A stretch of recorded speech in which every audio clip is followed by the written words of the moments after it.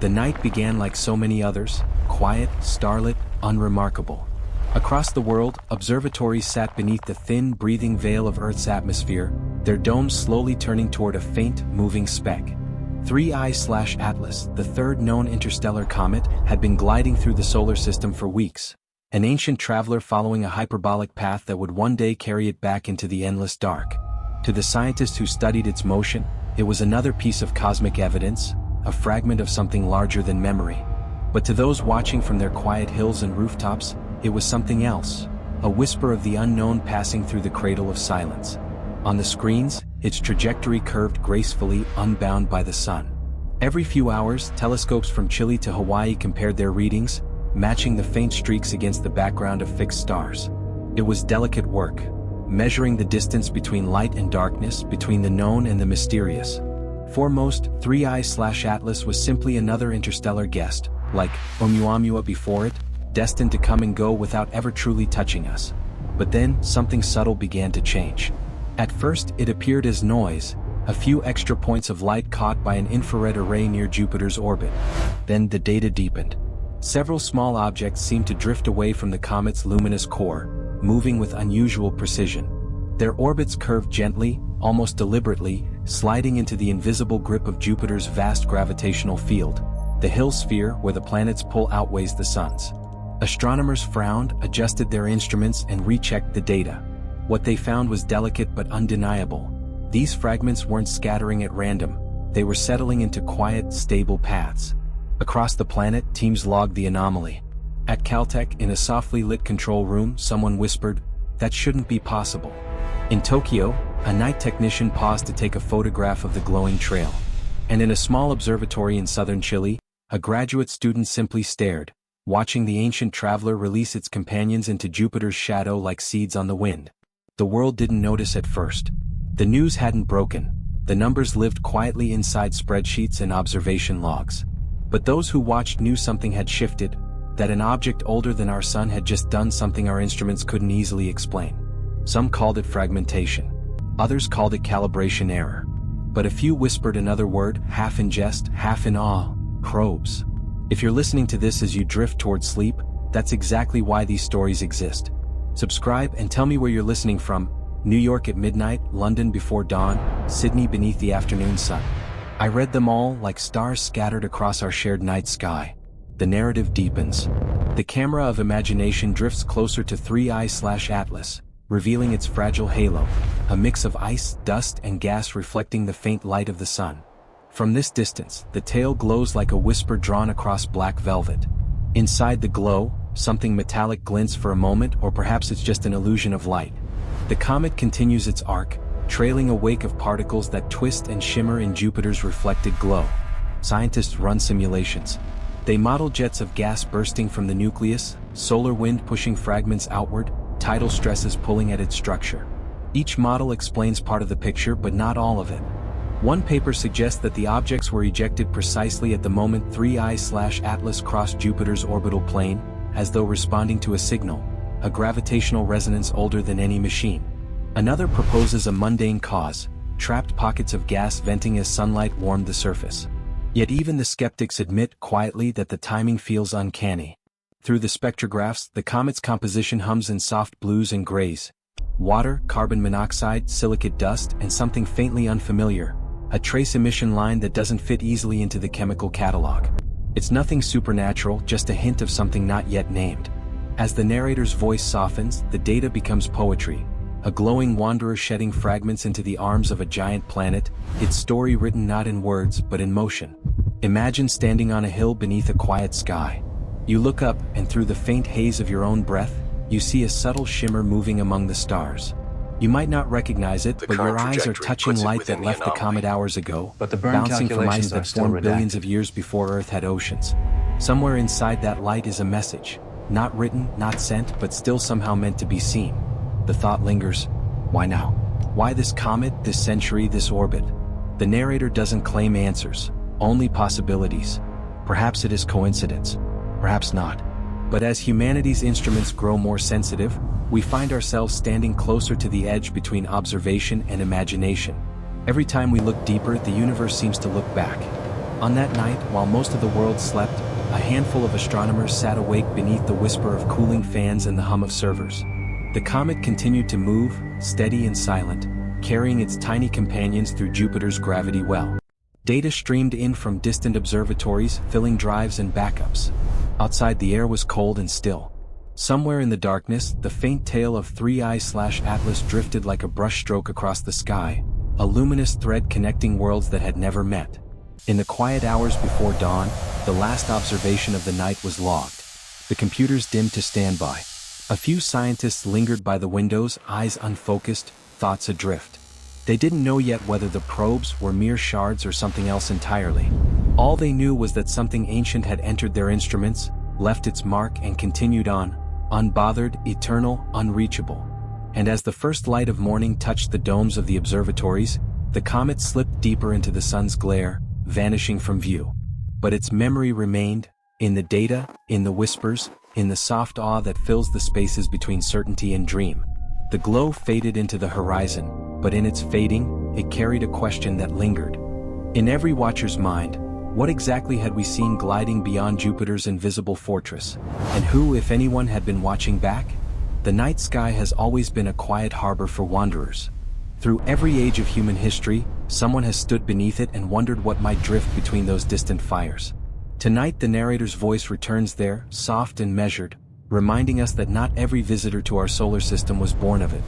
Some arrive unannounced, silent messengers from other suns, carving brief, glowing arcs before vanishing again into the dark. The first of these interstellar guests appeared in 2017, 1I/Oumuamua. At first it seemed like any asteroid, just another streak of light on survey images from Hawaii's Pan-STARRS telescope. But as astronomers plotted its orbit, the numbers broke every familiar rule. Its path was not an ellipse looping back toward the sun. It was a hyperbola, open and escaping. That meant it had come from beyond, traveling faster than any gravitational tether could reel in.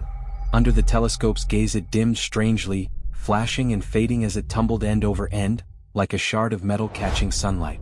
Some saw a sliver of rock, others whispered that it resembled a ship, a drifting fragment of someone else's ambition. Even as science held its ground, explaining light curves, densities and non-gravitational pushes, the mystery lingered. Oumuamua had crossed the inner solar system in mere weeks, leaving only questions in its wake and a name that meant scout in the Hawaiian language. 2 years later came 2I/Borisov, and with it, a measure of comfort. Discovered by an amateur astronomer scanning the dawn from his small observatory in Crimea, this traveler looked reassuringly familiar. It was undeniably a comet, icy, diffuse, shedding dust as it met the sun.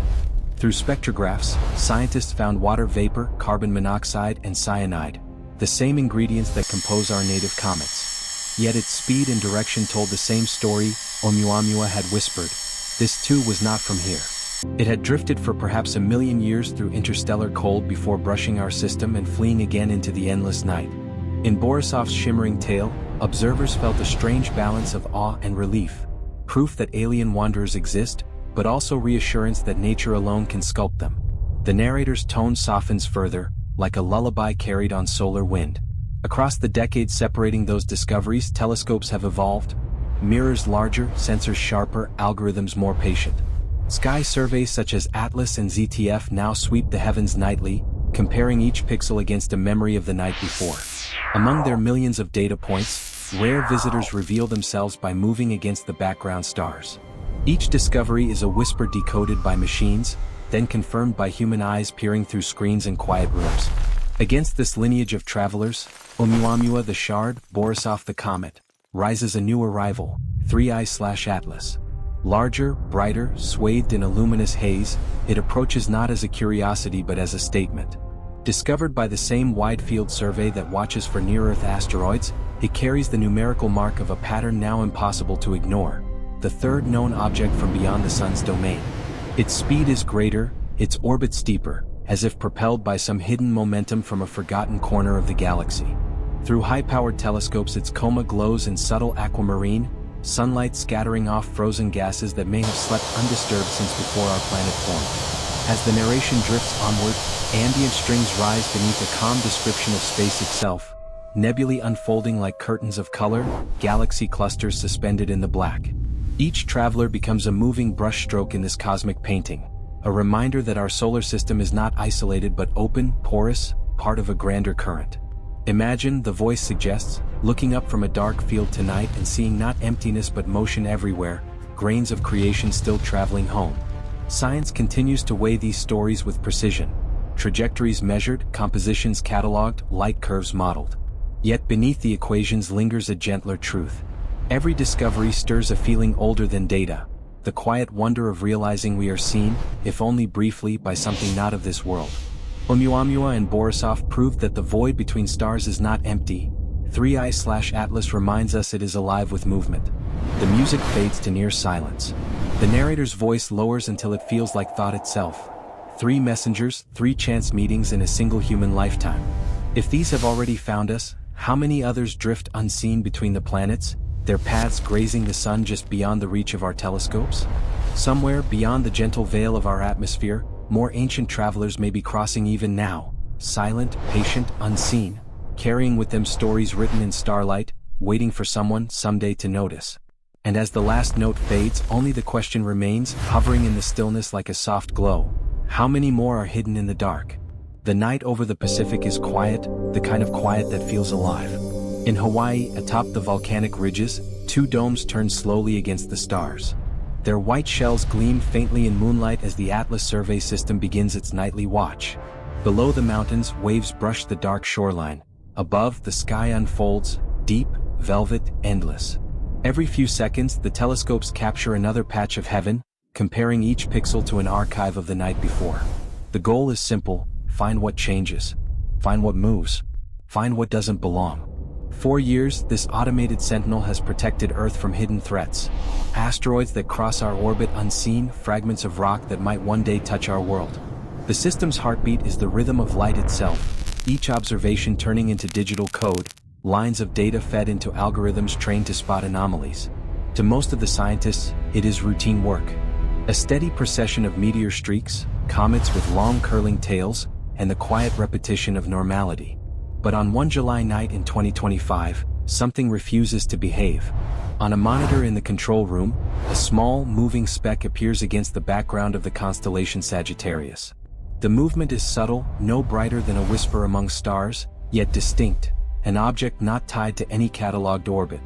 The software flags it, C/2025N1. Its coordinates drift in a way that unsettles even the machine. By the time the observer leans closer, the data stream has already marked it as unusual. Within hours, the message ripples through observatories across the globe.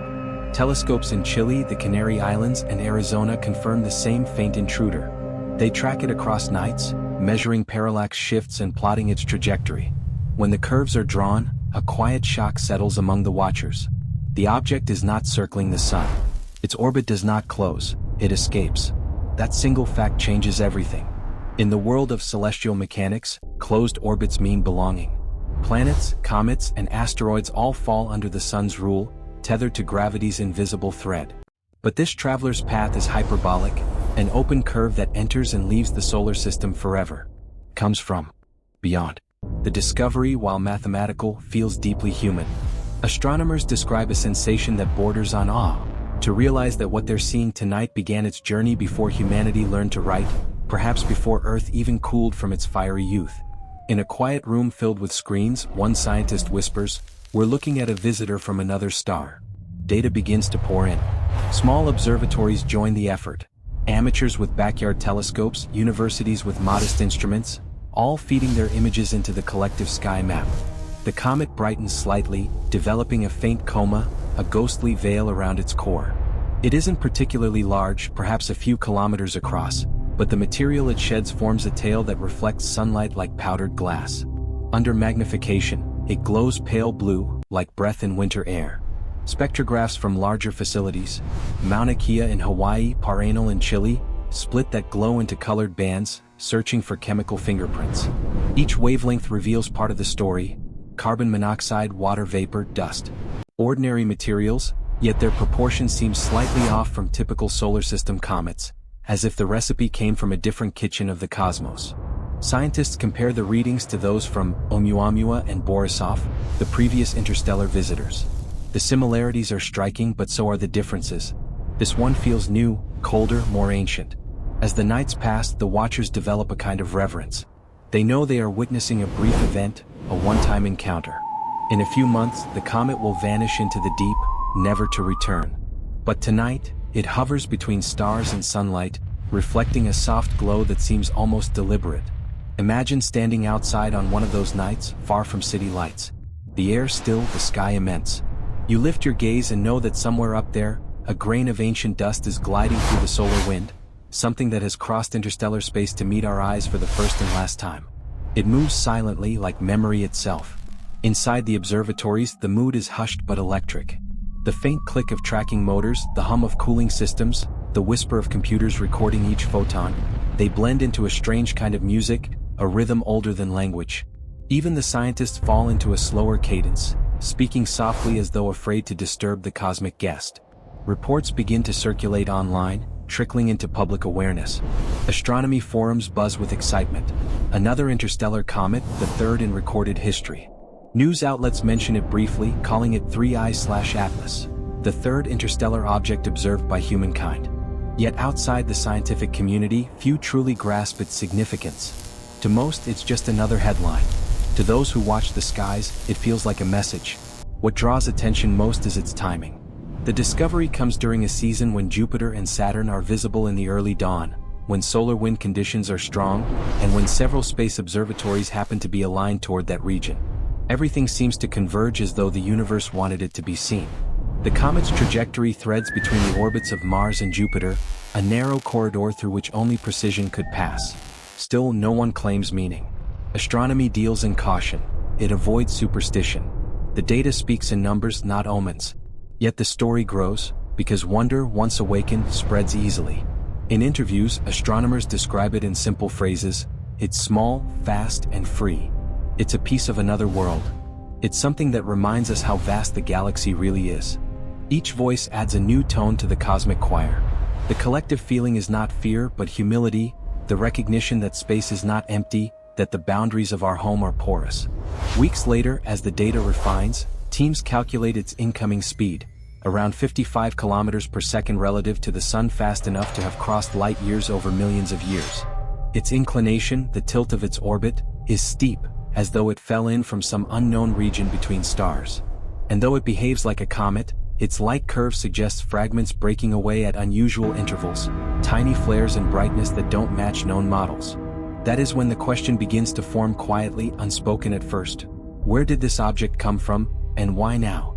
No one can answer yet. Perhaps it wandered for eons, deflected by unseen stars, caught briefly by our sun's gravity before escaping again. Or perhaps, some whisper inside suggests, it was guided, nudged by invisible forces, natural or otherwise, to drift through our corner of the galaxy precisely when eyes were watching. As the chapter closes, the comet continues its journey inward, the watchers following every heartbeat of data. Its faint tail extends, illuminated by sunlight, fragile and timeless. Around the world, telescopes turn in unison, each acting as a fragment of Earth's collective gaze. And somewhere beyond the reach of their instruments, the ancient traveler glides on, silent, luminous, and unhurried. The hum of the machines fades. The screens glow softly in the dark.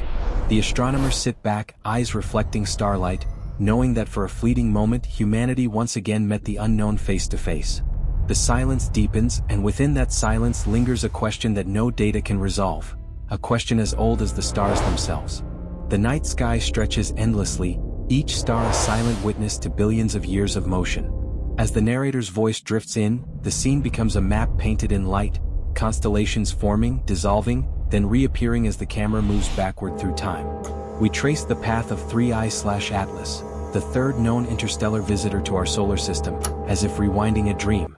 Its glowing arc bends gently around the sun, a whisper of ice and dust sweeping past Mercury, then the blue shimmer of Earth, then the red deserts of Mars. Beyond those familiar orbits, its line straightens, escaping the sun's gravity in a perfect curve that never closes, a signature of an object born elsewhere. The narrator explains softly, an orbit is the balance between falling and flying. A comet bound to the sun will always circle back, looping in endless rhythm. But 3I/Atlas does not return. Its trajectory, shaped by no known planet, curves outward forever.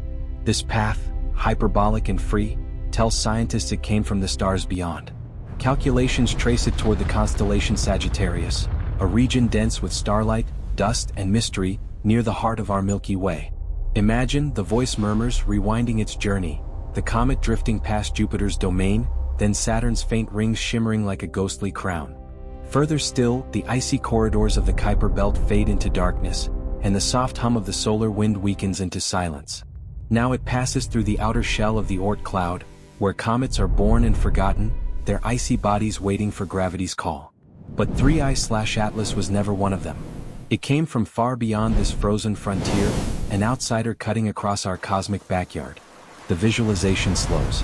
Stars shift position, constellations distort, and the Milky Way tilts until we're facing its center, the galactic core.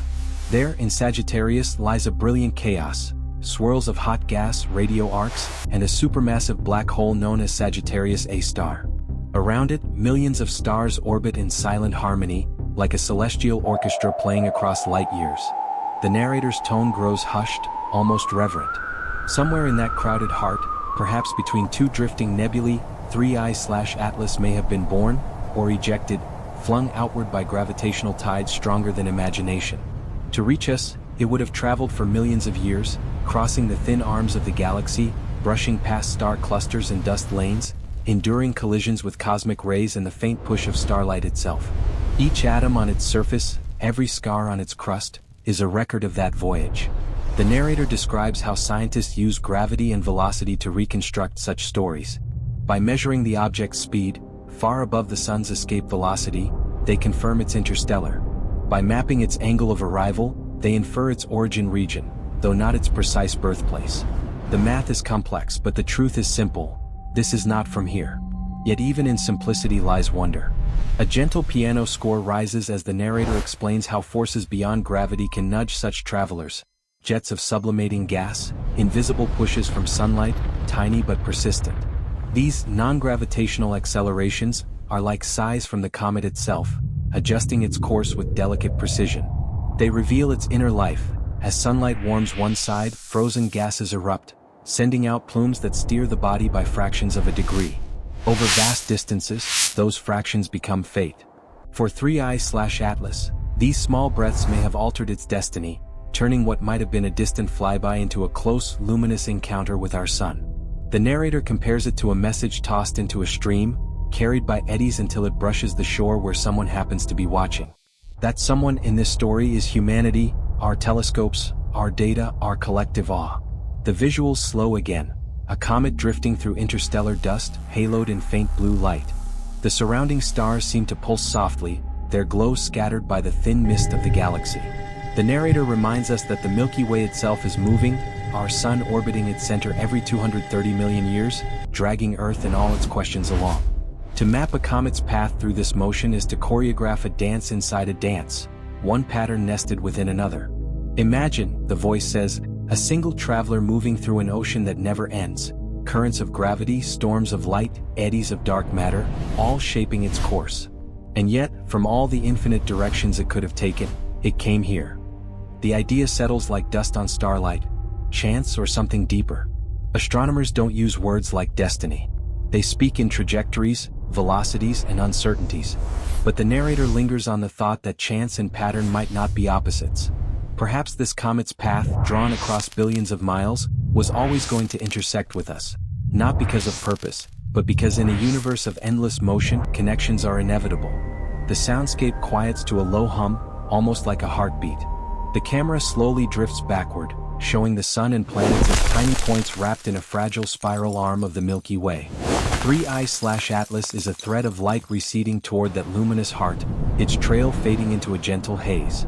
In the stillness that follows, the narrator's final words come like a whisper through static. Every orbit tells a story, but not all stories repeat. Some arrive only once, leave no trace but wonder, and disappear beyond reach, reminding us that not all visitors seek to stay. Somewhere in that endless dark, 3I/Atlas continues its slow journey home, or perhaps simply onward, unbound by any sun, guided only by the quiet laws that hold the stars themselves. And in that drifting silence, one thought remains suspended in the air. Was this lonely traveler merely passing through, Or was it drawn here, following a pattern written long before we learned to look up and wonder? The scene opens in silence, deep, calm, and infinite. A pale thread of sunlight glides over the curved edge of Earth, then continues outward, washing across the void. Floating within that faint glow are dozens of human-made sentinels, our eyes in the dark, each one turning, adjusting, breathing faint pulses of electricity as they follow a single traveler, 3I/Atlas. The narrator's voice is soft, measured. All across the solar system, machines are awake, it says. They wait, they listen, and they watch. Near the sun, two ancient guardians stand watch. SOHO, the Solar and Heliospheric Observatory, and Stereo, its twin set of drifting eyes. For decades, these spacecraft have monitored the solar wind and coronal storms. Now their instruments adjust slightly, fixing on a pale speck crossing the sun's outer domain. 3I/Atlas passes through their field of view like a moving spark against a glowing sea of plasma. The narrator describes the delicate choreography. Telescopes angled precisely to track the comet as it flares, software filtering the blinding light to catch a single thread of motion. The hum of their instruments fills the soundscape, a low vibration of fans, sensors, and radio static that blends with a gentle electronic pulse. Further out, NASA's Punch mission, small satellites imaging the solar wind itself, captures the comet's faint ion tail curling through streams of charged particles. Each frame is a whisper of color, showing how sunlight, magnetism, and gravity sculpt the traveler's breath. The comet's tail isn't just light, it's a living record of the sun's influence. The narrator likens it to an ink trail written across space, one that tells us how far the comet has wandered and how the solar wind slowly erases its memory. Beyond Mars, two travelers of our own cross paths with the interstellar visitor. Lucy, en route to the Trojan asteroids, turns one of its cameras backward for a brief, stolen glance. Just a few frames, blurred by distance but still precious. Psyche, heading toward a metallic world that once may have been a planetary core, scans the surrounding starlight for a brief echo of the same object. Both missions were never meant to study 3I/Atlas, yet in that moment they become accidental witnesses, documenting a cosmic event that will never repeat. The perspective shifts gently toward Mars. The red planet glows under a thin orange haze, and orbiting above it are the European Space Agency's Mars Express and ExoMars Trace Gas Orbiter. Their instruments, originally designed to sniff methane, carbon dioxide, and other gases in the Martian atmosphere, turn outward, locking onto the comet as it drifts nearby.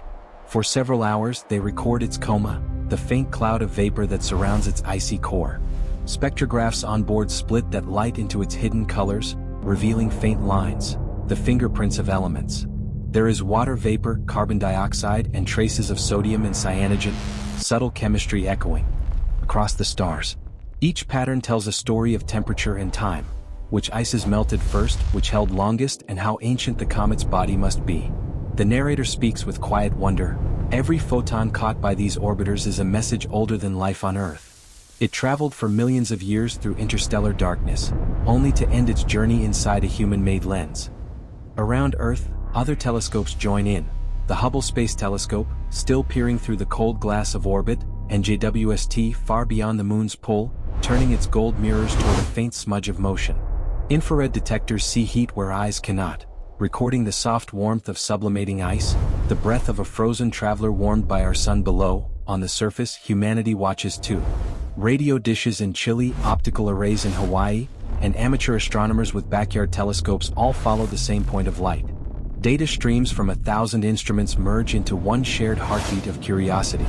The narrator describes this as a chorus of sight, a moment where machines and humans act as one organism, synchronized in silent observation.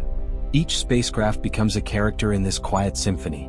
SOHO, steady and patient; Stereo, its distant twin; Punch, curious and young; Lucy and Psyche, distracted travelers who happen to look up; Mars Express and ExoMars, methodical observers taking chemical notes; Hubble and Webb, the elder seers, staring into eternity. Together, they form a web of perception, a constellation of metal eyes orbiting a single mystery. As the narration continues, a soft question emerges. With so many lenses aimed at the same target, what might still be hidden? The voice grows almost whisper-like. Every image reveals light. But light is not truth, it is only reflection. What lies in the shadows beyond the glare? We hear faint static, the kind that echoes through radio transmissions stretched thin across millions of kilometers. The narrator explains how even the most perfect instrument has limits. Solar glare blinds detectors. Cosmic rays strike sensors, leaving bright scars. Background noise, vibrations, dust, temperature shifts, distort signals. Sometimes what looks like a discovery is just a trick of light, and sometimes a real anomaly hides beneath a data filter, dismissed as an error. The camera glides across a simulation of the inner solar system. Dozens of spacecraft orbit their respective worlds, each represented as a glowing dot, connected by lines of data that flicker like neural pathways. At the center of it all, 3i/Atlas continues its slow passage, surrounded by invisible attention, like a performer on a stage lit from every angle. The music slows to a hush. The narrator breathes, "We have built machines that see better than we do, yet they inherit our blindness. We teach them what to look for, and in doing so we decide what they will miss." Pause. Then a faint chime, one final note from a distant probe sending data home before it vanishes behind the sun. The narrator's tone softens further. Even now, as the comet moves beyond our reach, photons still strike those sensors, still leave traces in circuits. But what if something passed through their view that no algorithm was trained to recognize? The visuals fade into a soft blur of stars, data lines dissolving into the darkness. The machines continue their vigil, their signals fading into radio whispers. Somewhere between the Sun and Jupiter, 3i/Atlas keeps drifting, unbothered, unseen, its tail a faint brushstroke of dust across the void. And as the last echoes of transmission fade, the voice concludes, "So many eyes are open, yet the universe remains half-hidden. In the glare and the noise, what stories slip through unseen? What shadows move where no lens dares to look?" The view opens slowly, blackness stretching in every direction, a single pale body suspended within it. The narrator's voice flows like calm water.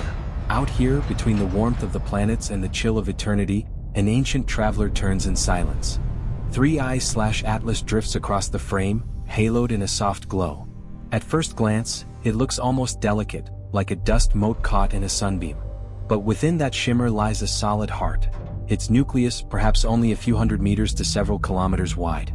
It hides beneath a fragile cloud of vapor and dust, a cloak spun from ice and time. The comet's body has survived collisions, radiation, and the emptiness of interstellar space. It is both artifact and witness, carrying the memory of places older than the sun itself. The narrator explains that the nucleus of a comet is often a mixture of rock, metal, and volatile ices, water, carbon monoxide, carbon dioxide, ammonia, and methanol, frozen together into a dark, porous mass. When such a body nears a star, the sun's warmth begins to stir it awake. The process is called sublimation, solids transforming directly into gas. As 3i/Atlas approaches perihelion, the point closest to the sun, its surface begins to breathe. Thin jets erupt through vents and cracks, sending plumes of vapor streaming outward. Each jet carries tiny grains of dust, tumbling like slow snowflakes through the vacuum. The sunlight catches them, scattering faint blues and golds, until the entire comet seems wrapped in a coma, a luminous haze surrounding its hidden heart. The narrator compares it to watching frost evaporate from a window pane, but stretched across millions of kilometers. Every breath it takes, the voice says, is a whisper from another world. Soon, the comet's tail forms, a trail stretching millions of miles, a brush stroke of light across the dark canvas of space. But 3i/Atlas doesn't follow the pattern we expect. Most comets form a single tail pointing away from the sun, shaped by solar wind. This one shows two, a faint blue ion tail and a strange anti-tail, a sunward spike of dust that seems to defy logic. Scientists at first think it's an illusion of perspective, a trick of alignment as Earth crosses the comet's orbital plane. But even corrected for geometry, the shape lingers longer than expected. It doesn't behave like ordinary dust. It bends differently, its curves suggesting particles heavier or magnetized in unusual ways. Spectrographs from telescopes and orbiters record anomalous chemistry. Faint signatures of nickel and iron appearing where they shouldn't, subtle deviations from expected ratios. These elements, normally locked in rock, appear in vapor, hinting that something inside the nucleus is being heated unevenly, or perhaps composed differently from typical solar system comets. The narrator pauses, letting the idea settle like drifting dust. Nickel vapor from an interstellar body?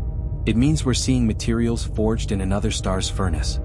Cinematic visuals bring the comet close. The surface is rugged, shadowed, a landscape of ridges and pits. Wisps of gas vent from fissures, rising in slow-motion arcs that catch the faint light of the sun. The sound design is barely audible, a soft wind though no air exists here. It's imagined sound, the hum of sublimation translated into something we can feel. The narrator invites us to imagine holding a single grain of dust from the comet. It's smaller than a sand particle but older than every mountain on Earth. This fragment, the voice says, was once part of a world that no longer exists. A world torn apart, scattered, and sent adrift across the galaxy. We learn how comets like 3I/Atlas form during the birth of stars, as clouds of gas and dust collapse into disks around young suns. Some material gets caught in orbits, becoming planets. Some is thrown out into interstellar space, carrying within it the fingerprints of its origin star. Over billions of years, such exiles travel between systems, cold, invisible, waiting. When they finally cross into another star's light, they flare awake, glowing briefly before fading again into the dark. In this way, the galaxy recycles its memory, each comet a messenger, each outburst a brief retelling of ancient history. The narrator's tone lowers, the pace slowing like a heartbeat at rest. 3I/Atlas is more than ice and rock, it's a piece of a forgotten beginning. Its body remembers temperatures colder than any lab on Earth, and radiation from stars that no longer exist. When we study it, we touch the fossils of creation itself. The script shifts to scientific calm. Instruments measure how the comet spins, how jets alter its motion, how sunlight nudges its path. Even small asymmetries in gas flow can twist its rotation, making it tumble. Some days it wobbles slightly like a top losing balance. These small details, the spin rate, the dust flow, the chemistry, are puzzle pieces in understanding its origin. Yet not all pieces fit. The brightness fluctuates too sharply. The anti-tail lingers too long. And the nickel readings defy known models. The narrator's voice deepens slightly, still calm but carrying an undertone of unease. Nature often leaves patterns. But when the pattern resists explanation, we are left with silence and curiosity. Visuals transition to an extreme close-up of the tail, particles drifting through sunlight. Each grain seems to sparkle, as though reflecting not just light, but time itself. The slow orchestral score swells faintly, strings tracing the rhythm of drifting dust. For a moment, the narration becomes almost intimate. You could hold one of these grains on your fingertip and see nothing unusual. But that single speck is a traveler, a survivor of cosmic storms, the first and last witness of its own journey. The imagery fades into stillness. The comet, now near its closest approach, glows fiercely before beginning its retreat. Jets diminish, the tail shortens, and the bright coma begins to thin. Soon, the ancient traveler will grow faint again, moving beyond the reach of our instruments. The narrator's tone becomes a whisper. We've mapped its body, measured its breath, and traced its light. Yet what lies beneath that fragile crust remains unseen, a heart that hides its story in darkness. A moment of silence follows, long enough for the viewer to imagine that hidden heart pulsing faintly in the cold. Then, softly, if its form is this strange, what else might be waiting inside its motion and timing? What secret rhythm, what deliberate pattern, lies beneath the dust? The scene ends with 3I/Atlas receding into a haze of light, the sun behind it dimming to a pale halo. Particles drift across the frame, glowing faintly like embers. The narrator's closing words hang gently in the dark. Every fragment carries a memory, every trail a whisper. The body of 3I/Atlas is an archive older than our world, a reminder that even the smallest traveler may hold the oldest truth. And sometimes, the silence between its pulses is the loudest thing of all. The scene opens on a digital star map, a silent ballet of moving dots connected by faint, glowing lines. Each point represents a known celestial body. Planets, moons, asteroids, and one small anomaly drifting along a curve that doesn't quite belong. The narrator's voice begins softly, the tone somewhere between curiosity and unease.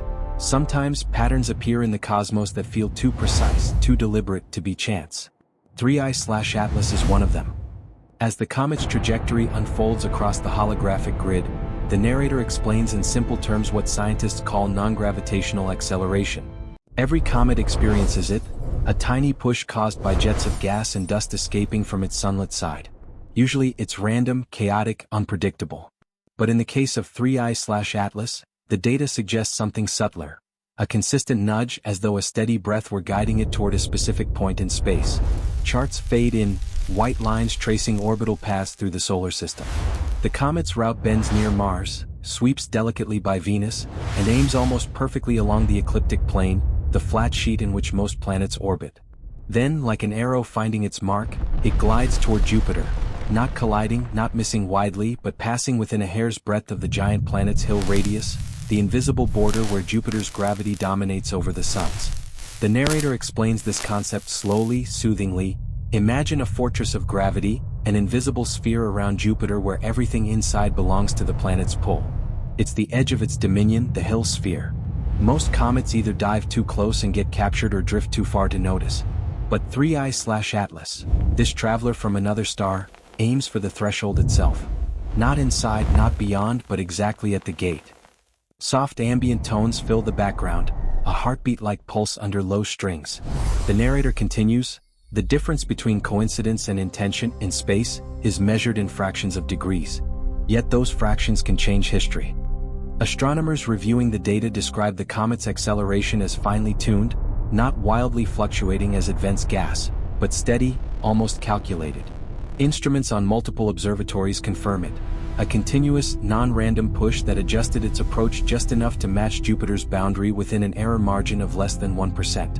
In simple terms, the narrator compares it to rolling a marble down a mountain and having it stop perfectly at the lip of a crater thousands of miles away, possible but improbable. The math works, the voice says gently, but it leaves the mind unsettled. The visuals change to slow-motion recreations of the comet venting gas into sunlight. Bright jets hiss from shadowed valleys, steering its path slightly. The narrator explains, a comet can steer itself without meaning to. When sunlight strikes its surface unevenly, vaporized ice escapes like miniature rocket thrusters. Each puff pushes gently in the opposite direction. But randomness usually rules, never precision like this. More coincidences unfold. At one point in its journey, 3I/Atlas passes unusually close to Mars, within observational range of orbiters already studying the red planet. Another time, it aligns momentarily with Venus's orbit, again not close enough for collision but close enough for data to overlap. It's as if, the narrator muses, the comet's route had been threaded through the solar system's most watched corridors, where cameras were ready, instruments active, eyes wide open. Coincidence, the voice whispers, is the oldest companion of mystery. Then comes the composition anomaly. As scientists analyzed the comet's gas plume, faint signatures of metals appeared, nickel, iron, and other dense materials rarely found in the vapor phase of ordinary comets. The ratios didn't match those of known solar system bodies.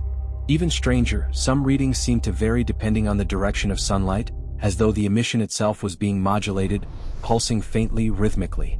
The narrator's tone never grows alarmed. It remains calm, reflective. Nature loves rhythm. Stars pulse. Planets orbit. Comets spin and breathe. But sometimes a rhythm feels intentional. We linger on scenes of scientists in darkened control rooms, eyes reflecting computer screens as lines of data scroll endlessly. No one says the word alien. They say anomaly, model error, instrument drift. But behind every cautious term hides the same question. What if this object isn't entirely at the mercy of physics? A gentle pause. Then, the narrator asks in a near whisper, if an object behaved as though guided, how would we ever prove it wasn't? The documentary slows further, shifting from science to contemplation. Over images of Jupiter's vast swirling storms, the narrator reminds us that even planetary motion once seemed guided by divine order. Only later did we find the laws beneath the pattern. Perhaps it suggests 3I/Atlas is teaching us something similar, that the boundary between chaos and design is thinner than we think. A projection map shows the comet's path superimposed on the orbits of Earth, Venus, Mars, and Jupiter. The geometry is unsettlingly clean, an elegant arc slicing through the solar system's most stable plane. Almost every planet it passed had a witness, the narrator notes softly, as though the traveler wanted to be seen. The score shifts to a single sustained note, neither major nor minor, balanced on the edge of tension. The camera moves closer to the comet, through its glowing veil of dust, where jets rise like white flames from dark ridges. The narrator describes how these vents could explain the subtle course changes, a natural mechanism mistaken for intention. But, the voice adds gently, even nature can sometimes mimic purpose so perfectly that it humbles our understanding. Slowly, the perspective zooms out again, showing 3I/Atlas as a pale spark gliding toward Jupiter's massive outline. Here lies the forbidden pattern, the narrator says. A motion too elegant to dismiss, too quiet to confirm. We return to data visualizations, the acceleration curves, the resonance with planetary orbits, the near-perfect timing of its arrival relative to observational windows. Each fact by itself harmless. Together they hum like chords that shouldn't fit, yet somehow do. The music fades until only the narrator's voice remains. Science seeks order in randomness. But sometimes order appears uninvited, patterns that whisper of purpose, in places where none should exist. The final image shows 3I/Atlas at its closest approach, balanced at the edge of Jupiter's gravitational dominion. It doesn't cross the boundary. It doesn't fall inward. It simply glides past, steady, precise, untouchable. The narrator's last words drift through the quiet. Perhaps it was nothing. Perhaps every line, every ratio, every perfect angle was only coincidence. But even coincidence can feel like a language waiting to be learned. The screen darkens to black, save for a faint, pulsing point of light, the comet itself fading into the distance. And in that lingering pulse, the question remains like a heartbeat in the silence. Was this precision the hand of chance, or the trace of something watching back? The scene begins in stillness. No planets, no motion, only a black canvas scattered with faint, trembling stars. Then from the darkness, a sound rises, soft static, textured like wind over sand. The narrator's voice emerges through the quiet. Every object in space speaks, though not in words. Some whisper through light, others through gravity. But this one, 3I/Atlas, spoke through radio noise. A slow pan reveals a landscape of white satellite dishes spread across a desert plateau. Dawn glows faintly on the horizon, casting each dish in silver light. Here, the narrator continues, in the Karoo region of South Africa, the Meerkat radio telescope listens to the universe. Its 64 dishes turn like a field of flowers tracking the sunrise, their parabolic faces reflecting the faint warmth of morning. The array's hum is barely audible, a gentle mechanical breath beneath the wind. As 3I/Atlas nears the sun, astronomers tune their receivers to frequencies known for hydroxyl radicals, OH. These molecules form when ultraviolet sunlight splits apart water vapor streaming from a comet's surface. When the fragments recombine, they emit faint radio signals, ghostly fingerprints of chemistry in motion. The narrator explains softly in simple terms that this isn't communication, it's physics. When sunlight touches frozen water, it breaks the molecule apart, hydrogen one way, oxygen the other. In that reaction, energy is released, not as sound, not as light, but as invisible radio waves. That's what Meerkat was hearing. Not a voice, but the breath of a comet. The soundtrack becomes a low electronic hum, layered with soft pulses, simulated data transformed into sound. Imagine, the narrator says, closing your eyes and hearing that hum. A rhythm older than speech. The murmur of hydrogen born from ancient ice. For a brief week, observatories around the world catch the same narrowband emission, a precise frequency near 1667 MHz. The Deep Space Network confirms it, while Arecibo archives record echoes of similar detections from comets decades before. The pattern is familiar to planetary scientists, yet when the media catches wind of it, the story changes shape. Headlines appear overnight. First signal from an interstellar visitor. The phrase spreads quickly across the internet, passed along by those who half remember Oumuamua's asterisk strange tumbling light curve and the whispers that followed. Within hours, blogs and news anchors describe unusual radio bursts, some calling them artificial, others mysterious. The narrator remains calm, patient. It wasn't a message. It wasn't a beacon. But it was the first time we ever heard the chemistry of another star system sing in our receivers. The tone is soothing, almost proud, yet tinged with melancholy, because mystery often travels faster than truth. Cinematic visuals show the comet's coma shimmering, sunlight flickering across streams of gas. Overlaid lines depict invisible radio waves fanning outward from its body, waves that will travel forever, crossing the void long after the comet has vanished from sight. Each photon, each particle, the narrator says, carries a memory of where it came from. When we record that faint radio whisper, we record the voice of distance itself. In one sequence, a scientist sits in a quiet control room at night, headphones resting around her neck, screens glowing with scrolling spectrograms. The voiceover notes how these recordings don't sound like music, yet there's rhythm within them, a pulse repeating every few seconds, steady as breathing. She watches the waveform rise and fall, knowing it's only hydroxyl radiation, but unable to ignore how strangely human the cadence feels. Back outside, the narrator paints the scene in words. The dishes stand still beneath the stars. The comet moves. The Earth turns. Between them, signals cross space, a meeting of movement and meaning that no one planned. The story pauses to explain how such emissions help scientists map a comet's composition. By studying the ratio of different radio lines, they estimate water loss, temperature, and molecular density. It's not poetry, the narrator admits with a hint of warmth, but when you think about it long enough, it becomes one. Still, public imagination does what it always does. Online forums buzz with speculation. Could an alien civilization hide information in natural emissions? Could the signal be modulated intentionally, camouflaged as comet noise? Astronomers respond with patience and fatigue, releasing data, plots, and peer-reviewed explanations. Within a week, curiosity cools. Headlines fade. The universe returns to its usual quiet. Yet the idea doesn't quite die. Somewhere deep in the collective consciousness, the term first signal sticks. It becomes a kind of myth, the notion that maybe, somewhere in that static, something intelligent once breathed back. The narrator returns to the gentle hum of radio noise. We live in a time when silence feels impossible, the voice muses. Our world is full of connection, yet we still search for voices beyond our reach. When we point our instruments at the stars, we are really listening for ourselves, hoping to hear an echo that says we're not alone. The scene transitions to a visualization of radio waves expanding outward from Earth itself. Circles ripple across a black void, representing a century of human broadcasts, AM signals, television shows, radar pulses, all moving outward at light speed. Perhaps, the narrator wonders, when 3I/Atlas crossed our system, it passed through that shell of transmissions. Perhaps for a few seconds, its dust and ice vibrated with our noise. Perhaps it heard us first. The tone softens further, slowing for bedtime comfort. The hum becomes rhythmic again, like ocean waves far away. The narrator invites the listener to imagine drifting in that sea of signals, thousands of frequencies overlapping, fading, returning. If you could stand in the void, the voice says, and press your ear against the vacuum, you'd hear it all. The whisper of our world, the breath of comets, the heartbeat of stars.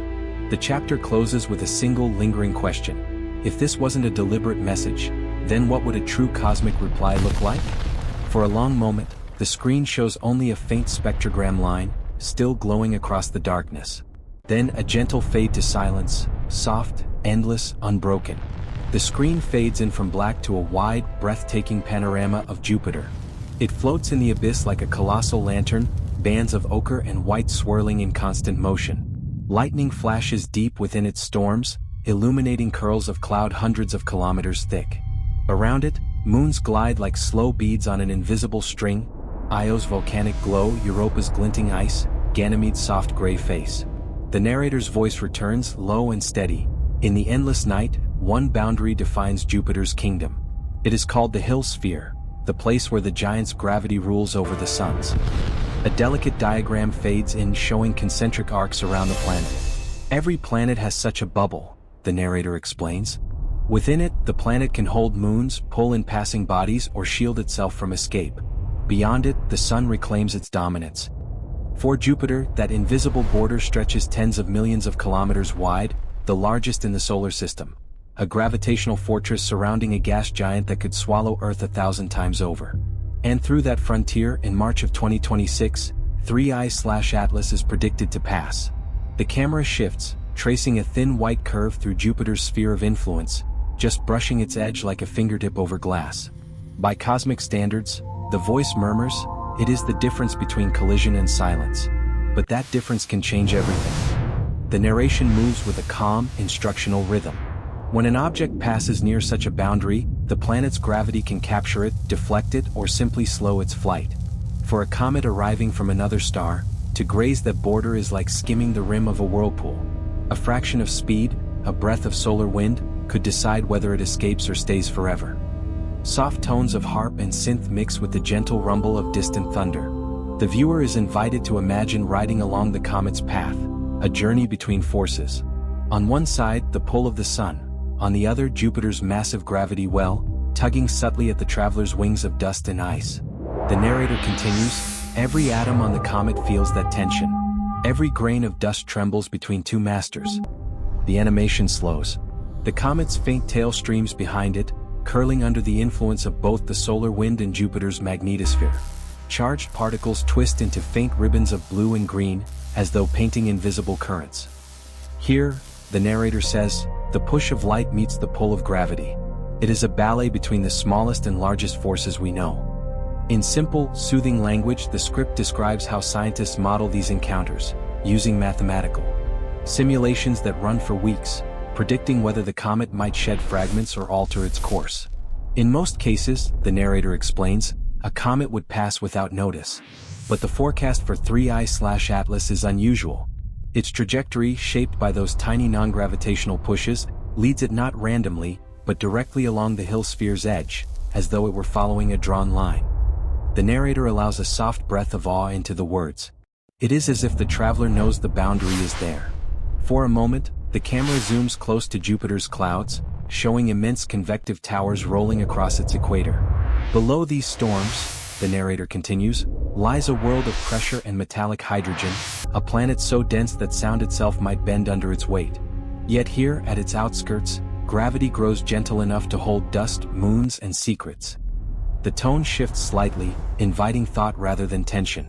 Astronomers studying 3I/Atlas began to wonder, if one were to place something near Jupiter, a probe, a sensor, a silent observer, where would it remain safe, stable, and hidden? The answer lies exactly where the comet's path leads, the Hill sphere's outer rim. A series of images follow, concept art, models, and orbital visualizations. They show small objects, metallic, reflective, moving in slow arcs within Jupiter's distant domain. The narrator is careful, calm, never sensational. It is only speculation, the voice reminds us, but an elegant one. A natural comet passing near a planet's gravitational gate could, in theory, drop fragments that remain in orbit indefinitely. Small pieces of dust, or perhaps something more. The music grows lighter, almost hopeful. It would be a perfect delivery, no collision, no detection, just placement. From there, any object would circle Jupiter quietly, hidden in the glare of its radiation belts, beyond most telescopes' reach. For a moment, silence returns. Then, softly, if something were released there, who would notice first? Images flash, Earth-based telescopes scanning the night, orbiters sending data, robotic explorers circling Jupiter. Would we see it from home, the narrator asks, or would the first witness be one of Jupiter's own visitors, our robotic children already circling its moons? A shot of NASA's Juno spacecraft fades in, its solar panels gleaming against the planet's luminous curve. Juno's instruments hum, scanning magnetic fields and plasma waves. At this distance, the narrator explains, Juno could detect small anomalies in the environment, brief spikes in radiation, new objects reflecting radar pulses. None have been reported, but none were expected. The voice grows contemplative. Our machines listen for storms, not whispers. The imagery transitions into a slow-motion visualization of 3I/Atlas entering Jupiter's gravitational zone. A glowing thread marks its motion. As it drifts past the Hill sphere, faint trails, dust or fragments, peel away, swirling into smaller orbits. If even a handful of these fragments remain bound to Jupiter, the narrator says, they will become part of its sky, new moons too small to see, yet eternal in motion. The explanation unfolds in simple, rhythmic phrases. Gravity doesn't let go. Once caught, even the tiniest object becomes part of a planet's memory. For billions of years, Jupiter has been catching wanderers, asteroids, comets, debris. Most crash. Some vanish into shadow. But a few remain, silent witnesses circling forever. The narrator's tone remains gentle, almost lulling.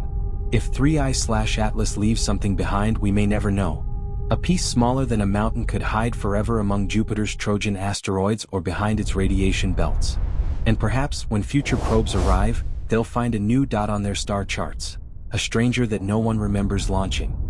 As the camera drifts outward, Jupiter shrinks, becoming a glowing orb in the distance. The comet's trail glimmers faintly, arcing back toward the outer dark.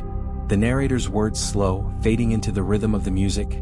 It's easy to call such thoughts imagination. But every discovery begins with something improbable. Once, even the idea of other stars with planets seemed like fantasy.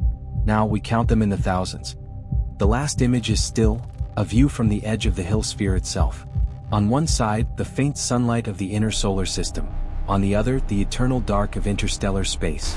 Between them floats the comet, poised for a moment that feels like choice. The narrator's final words are a whisper. Here, at the threshold between worlds, forces balance so perfectly that time itself seems to hesitate. Whether by physics or fate, the traveler lingers, as if deciding whether to stay or to leave something behind. The sound fades to silence. No music, no static, just the echo of an unseen question suspended in the dark. Darkness fills the screen at first, an endless field of scattered light.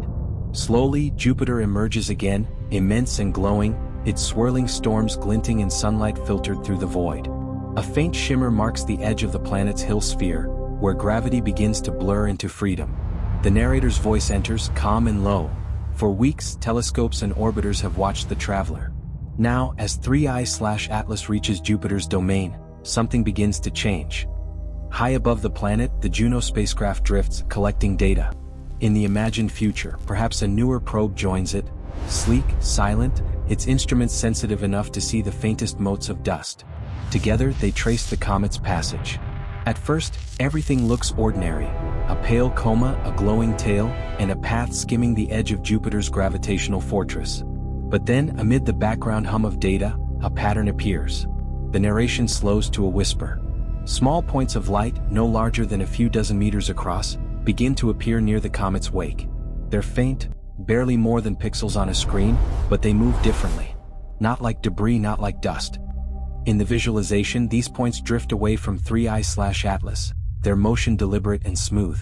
One slows against the pull of the sun, another arcs gently toward a stable region between Jupiter and the sun, a Lagrange point where forces balance perfectly. In this thought experiment, the narrator says, each object detaches quietly, as if released by design. The voice explains the physics carefully.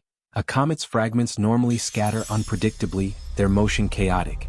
But these follow arcs too clean to be random. Their trajectories curve into quiet orbits that seem calculated.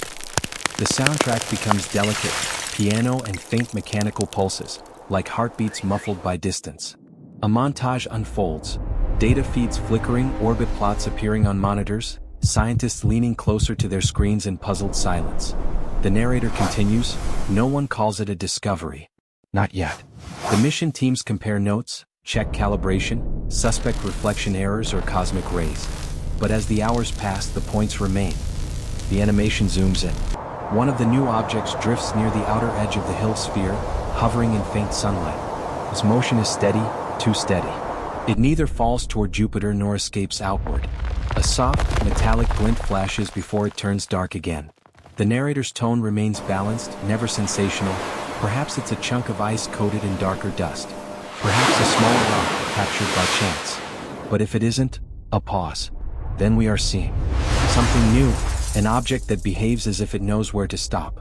To explain this calmly, the narrator turns to the concept of orbital resonance and Lagrange stability. Between the pull of Jupiter and the push of sunlight, there are pockets of peace. Zones where motion cancels motion, where an object can remain forever floating.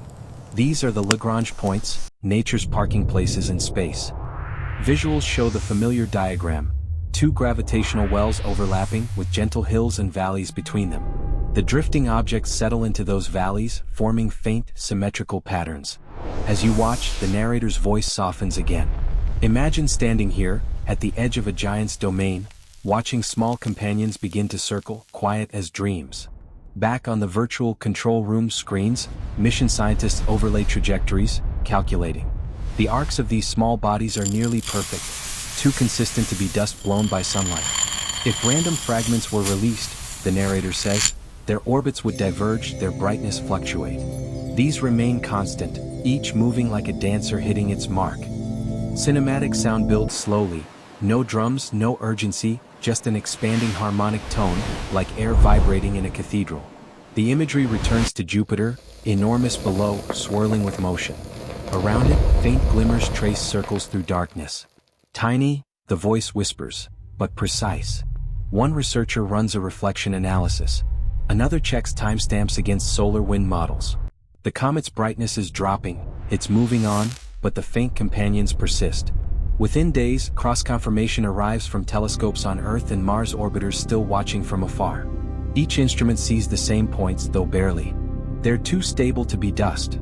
a scientist says quietly in one of the recreated dialogue snippets, her voice calm but strained. Too aligned to be chance. Still, caution rules. No one claims discovery, the narrator repeats. No one uses forbidden words. They call them co-orbiting fragments, anomalous scatter, data artifacts. The universe doesn't like premature conclusions. But as more images come in, a picture forms. A faint ring of 6 to 8 objects, each tracing near-perfect loops around Jupiter's Lagrange points, L4 and L5, the same regions that hold the planet's Trojan asteroids. To call it coincidence, the voice says, is both true and incomplete. The tone shifts from analysis to wonder. The music softens, blending synthetic notes with whispers of wind. In this quiet imagining, these companions are probes, compact, silent observers placed where they can see without being seen. The visuals blur, showing silver-gray shapes no larger than city buses, their surfaces cold, their motion almost organic. No radio signals. No heat signatures. Only light reflected from the sun. The narrator keeps the balance between science and speculation. If such probes existed, they would need nothing more than patience. From here they could watch the solar system unfold for millennia, stable and undisturbed, gathering data, or waiting. Silence falls. Then the narrator adds, no one on Earth would know. No radar sweep could detect them through Jupiter's radiation belts. No telescope could find them against the planet's glare. They would be invisible except for moments like this, when one star-crossed visitor passes by and lets them go. The music swells faintly, shimmering like reflected sunlight on water. Whether fragments or something more, the voice continues, these small companions remind us that discovery often begins in error, and revelation often hides in noise. A final montage shows the imagined fragments orbiting slowly around Jupiter, each reflecting a thin beam of light before fading into shadow. The narrator's tone slows to a lullaby rhythm. 6 new lights. 6 motions too perfect to explain. Each one drifts in its own silence, neither message nor accident, just presence. The final image lingers, a wide shot of Jupiter's glowing atmosphere, the faintest dots circling in its shadow. If they are probes, the narrator whispers, what are they looking at? And what are they ignoring? The music dissolves into pure tone, then fades to silence. Only a faint static remains, like a heartbeat caught between channels, waiting for someone to listen closely enough to notice. The camera fades in from Jupiter's distant glow to a blue and white marble suspended in sunlight. Earth, fragile, bright, alive. The narrator's voice returns, steady and reflective. While the traveler drifts unseen in Jupiter's shadow, its story has already reached home. Here, on this small, noisy world, silence never lasts for long.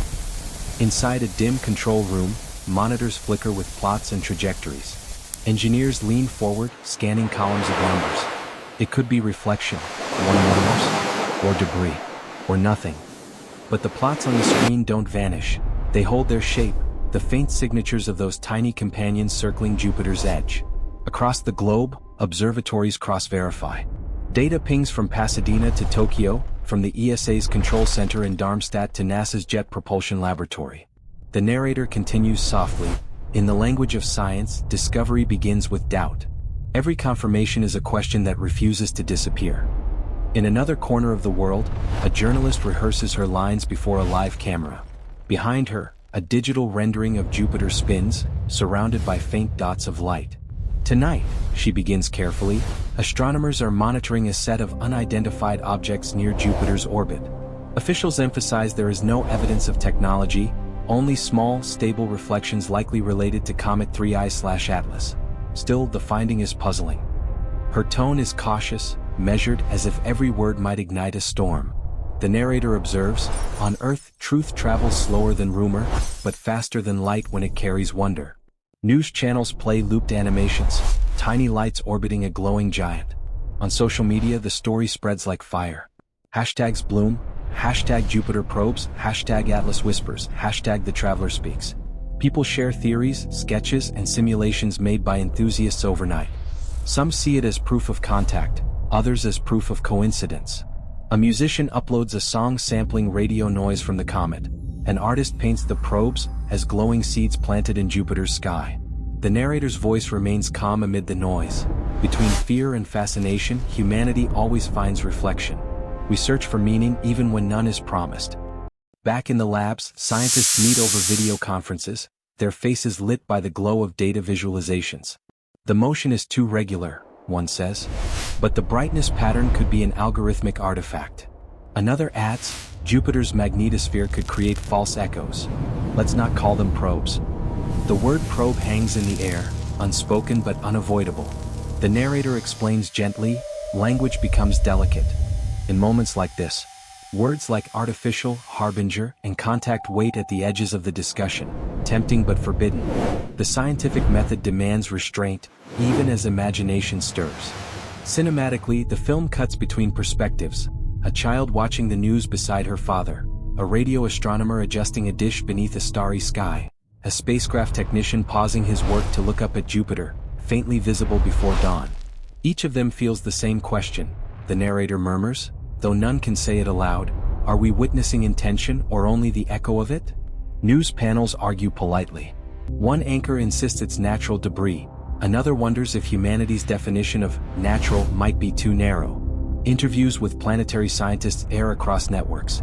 A comm expert explains orbital resonance and gravitational capture with colorful graphics, describing how comets sometimes shed fragments that linger near planets. We've seen captures before, she says. Even temporary moons. Nothing extraordinary, except perhaps the timing.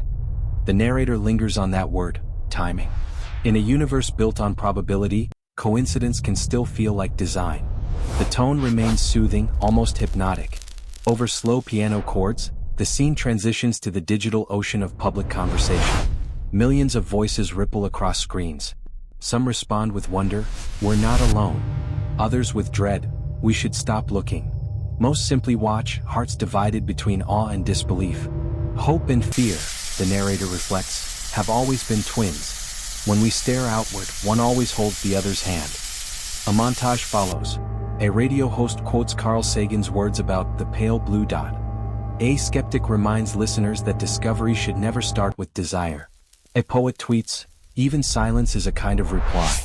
And in quiet living rooms across continents, people pause between headlines and their own thoughts, imagining small, silent machines circling a planet they'll never see.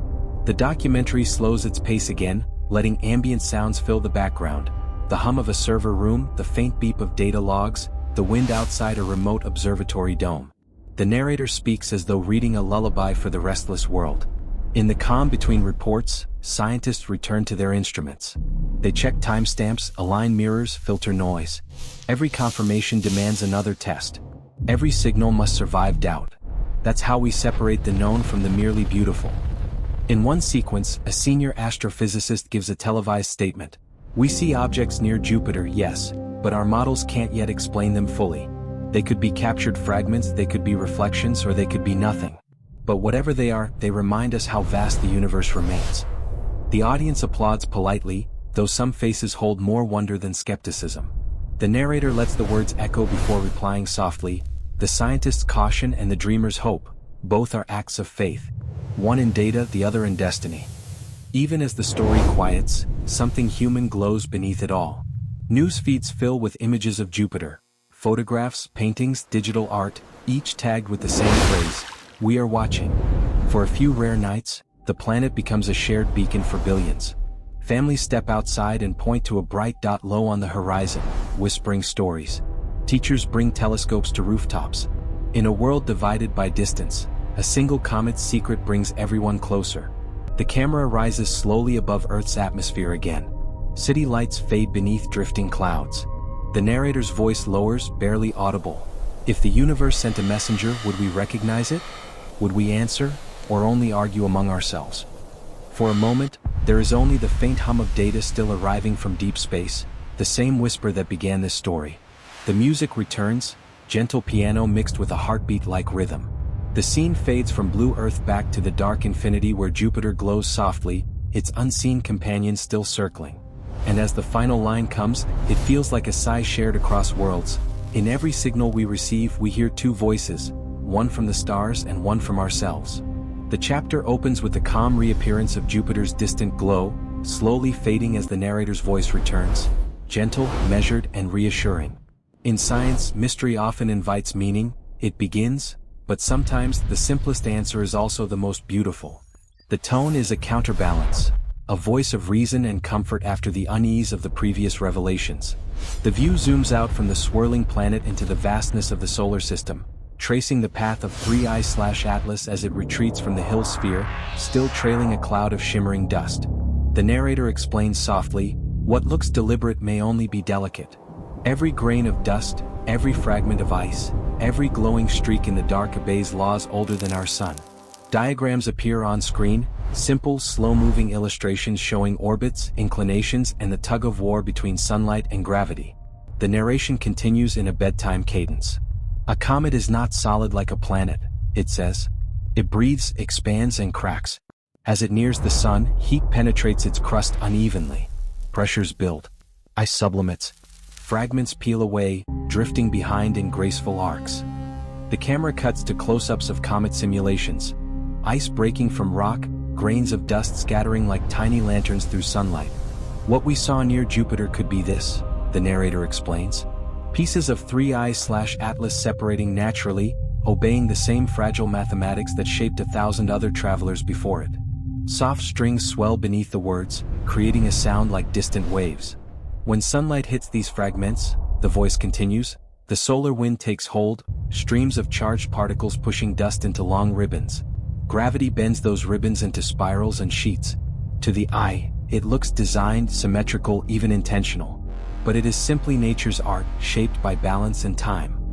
The screen fills with delicate visuals of Trojan asteroids, ancient bodies that share Jupiter's orbit, locked in gravitational harmony at its Lagrange points. "Perhaps," the narrator offers, "some of the faint lights we thought were new have always been there, Trojan-like companions hidden in glare, revealed only when sunlight caught them at the right angle. We drift through those regions where small, irregular rocks tumble endlessly in Jupiter's gravity field. These are survivors of creation," the voice says softly. "They've circled the sun for 4 billion years. Once they were chaos, now they are calm. The universe reshapes disorder into rhythm, and rhythm into what we call coincidence." To demystify further, the narrator begins to weave teaching into poetry. "Every orbit," it explains, "is a conversation between speed and gravity. Every inclination is a tilt in that dialogue. And resonance, the subtle harmony between paths, is the universe's quiet way of keeping time." Animated diagrams show resonant orbits crossing like threads in a loom, highlighting how coincidence can emerge naturally from motion. "Over millions of years," the narrator continues, "chaos carves patterns that seem designed, even though no mind ever planned them. Images of meteor streams appear, fine trails of dust left by ancient comets. The Perseids, Leonids, Geminids, each born from a parent body, each forming a glowing river of light across Earth's sky. These showers remind us," the voice says gently, "that debris can become beauty and randomness can form rhythm." Now the pace slows even further. "Captured moons," the narrator adds, "tell a similar story. Jupiter holds dozens of them, some smooth and stable, others irregular and tumbling. Many began as wandering rocks, pulled in by chance and frozen in orbit by circumstance.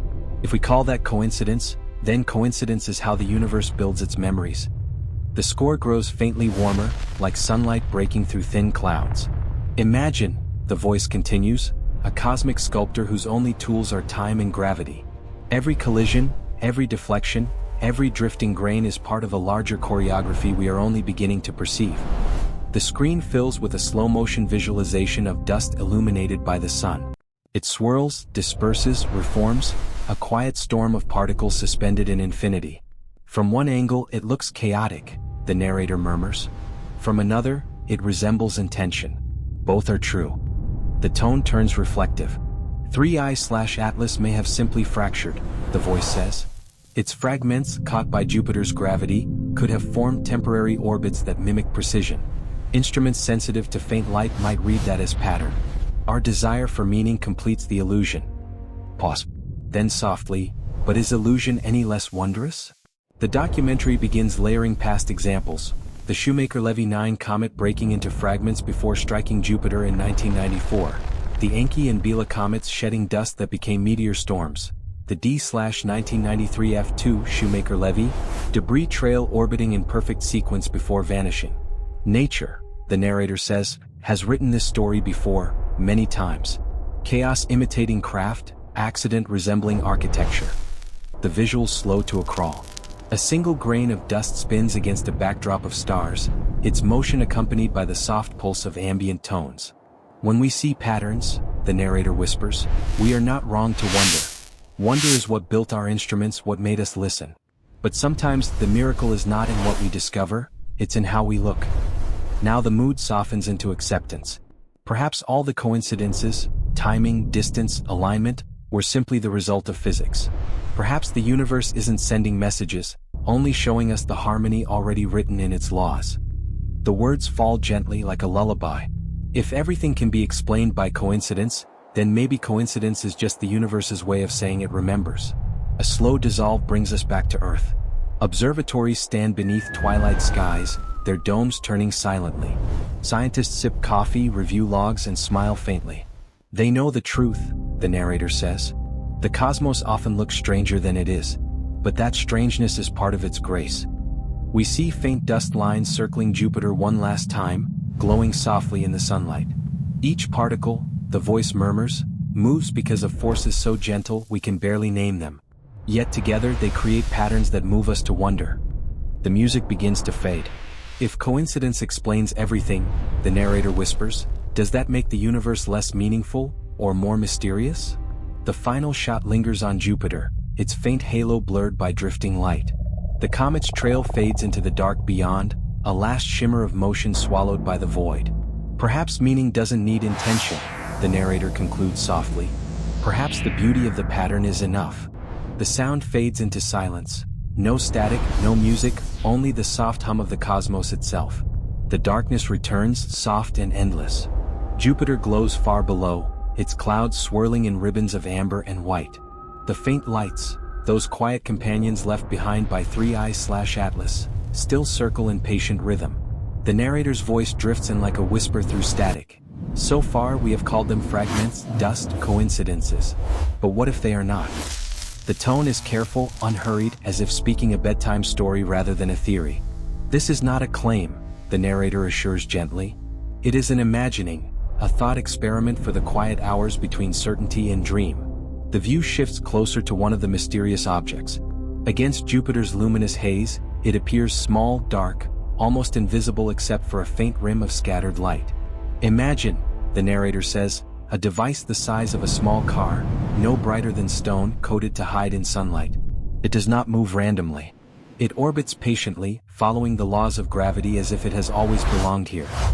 A pause follows, filled with the low hum of ambient tones, something between music and the echo of wind. If such a thing were real, the voice continues, what would it be for? Images begin to unfold, slow, speculative, beautiful. A small sphere turning in silence, panels unfolding like petals to sample the solar wind. A narrow antenna, so faint it could be mistaken for a crack in the light, measuring radio noise from the sun. A black lens recording the faint plasma waves of Jupiter's magnetic field, tracing invisible rivers of energy that surge between its moons. These would not be weapons nor monuments, the narrator says softly.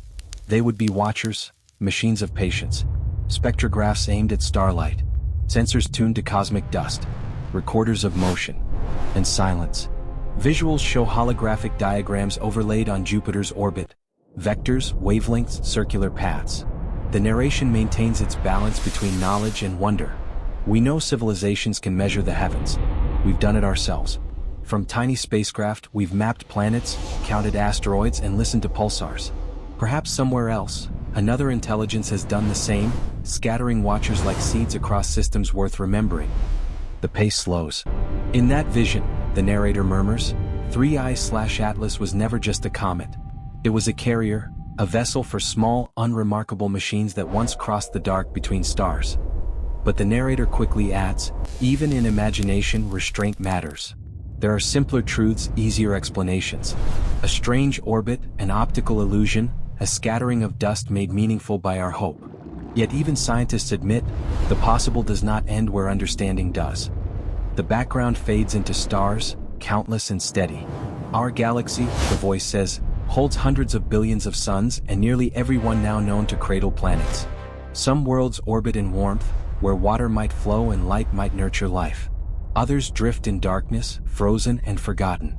If intelligence arose on only a fraction of them, there could be millions of voices, each wondering if it is alone. Images of distant exoplanets appear, blue and red orbs, thin rings glowing in their atmospheres. To them, the narrator continues, our solar system would be one more bright node in a web of possibilities. A target to observe, to measure, perhaps to visit from afar. The tone is soft, almost reverent. If these objects are watchers, they need not think as we do. They might be older than our species, their creators long vanished. Machines without memory, built to endure, still orbiting, still recording, long after purpose has faded. Now the visuals drift outward, showing the Milky Way in slow rotation, a spiral of starlight against endless night. To cross even a fraction of this galaxy, the narrator explains, requires patience beyond imagination. Thousands of years, perhaps millions. To those who live for eons, or whose machines do, the wait would mean nothing. The music turns luminous, a faint choir of tones. Across this distance, the narrator says, our sun would be a flicker among countless others, its planets tiny dots. Yet to a patient civilization, that flicker might invite curiosity, the way we once pointed our own instruments toward distant worlds, seeking reflections, spectra, signs of water or oxygen, signs of possibility. The voice softens to a whisper. If they are not rocks, they might be instruments. Not to speak to us, but to learn from us, to observe the breath of our sun, the storms of our gas giants, the small, fragile blue world that hums with life. A still image lingers, a black silhouette drifting above Jupiter's clouds, half in shadow, half in light. It doesn't blink or move or signal. It simply remains. In the language of science, the narrator explains, this would be a null hypothesis. No evidence, only absence. Yet absence can inspire as deeply as proof. Scenes of pulsars flicker, neutron stars sending rhythmic beams of light, spinning like celestial clocks. Long before we knew what they were, the narrator reminds us, pulsars were once thought to be messages, beacons from another mind. We called them LGM, little green men. Then, when reason prevailed, we named them for what they truly were, the dying hearts of stars. But the wonder remained. The camera pans outward again, from pulsars to black holes, to nebulae drifting like colored smoke, to clusters of galaxies spinning in slow harmony. If advanced beings exist, the voice says, they might see all this not as chaos but as pattern, a living map of energy and motion full of places worth exploring. Our solar system would be one faint dot among billions, yet every dot matters. The narrator's tone becomes intimate, almost like a bedtime reassurance. Whether or not anyone placed something here, the thought reminds us of our own fragility and our persistence. We, too, have sent watchers into the dark, voyagers, pioneers, new horizons. Small, silver messengers carrying music, math, and memory. The music fades to a heartbeat of low percussion, like distant radar. Perhaps somewhere, one of those messengers drifts past another civilization's sky, silent and unrecognized. Perhaps they wonder about us as we now wonder about 3I/Atlas. The imagery slows, ending on a calm tableau of Jupiter's orbit, the faint fragments circling as before. The narrator's voice lowers until it's almost a breath. If these are messengers, then 3I/Atlas may not be a wanderer at all, but a scout, a quiet traveler setting the first stone in a bridge we have yet to see. A long pause follows. Then the final line comes, simple and weightless. In the silence between stars, meaning and mystery share the same light. The music dissolves into a soft hum, neither beginning nor ending, only continuing, like the quiet pulse of the universe itself. The scene opens on a tapestry of stars, countless points of light shimmering in soft blues, reds, and golds. The narrator's voice glides in, calm and luminous. Every star you see is a sun, and around most of them, worlds circle unseen. Some burn too close, oceans boil to vapor. Others drift too far, frozen in endless twilight. But between these extremes lies a fragile line, a place where warmth lingers, where rivers might flow and skies might glow with clouds. A slow sweep through the Milky Way follows, each point of light expanding into a miniature solar system. In the last 3 decades, the narrator continues, we have found thousands of these worlds, exoplanets, hidden in starlight. Some are giants of gas, others smaller than our moon. Many orbit red dwarfs, faint and steady suns that could burn for trillions of years. And a few lie in just the right places, the habitable zones, where liquid water could rest on the surface and chemistry might bloom into life. The music is soft and orchestral, like breathing in slow motion. For every world we find, the voice says, We learn that our story is not rare, it is repeated, scattered, multiplied across the galaxy. Perhaps there are billions of worlds where clouds form, tides rise, and questions like ours are asked beneath unfamiliar skies. The imagery expands outward. Bright arcs trace between stars, connecting them like constellations reborn. All of this, the narrator says, was born from death. When massive stars reach the end of their lives, they explode in supernovae, scattering heavy elements into space. Iron for blood, calcium for bone, carbon for breath. From those ashes, new stars ignite, surrounded by disks of dust and gas. Every planet, every life form, is built from recycled light. Nebulae drift across the screen, pink, teal, and violet clouds glowing with starlight. These are the nurseries of creation. The voice continues. The Orion Nebula, the Eagle, the Carina, cradles of new suns still forming. Each one a promise that the cosmos renews itself endlessly, that from ruin comes rhythm. The camera moves further still, into vast galaxy clusters, spinning like islands in an invisible sea. From a distance, the narrator whispers, everything floats, each galaxy a spiral of billions of suns, drifting slowly through an ocean of dark matter. The scale humbles even imagination. Across this endless night, distances stretch so far that light itself grows weary before it reaches us. A pause follows, deep and quiet. Then, softly, and yet, we imagine travelers, civilizations that have endured long enough to send their messengers across that ocean. The visuals return to a calm rhythm, lines of light sweeping between stars, slow arcs of motion. If life arises often enough, time alone ensures that some worlds grow old before ours began. Advanced beings might seed the galaxy with watchers, long-lived probes crossing interstellar space, drifting silently through the cradle of silence. In such a universe, 3I/Atlas might not be unique, only the first we've seen.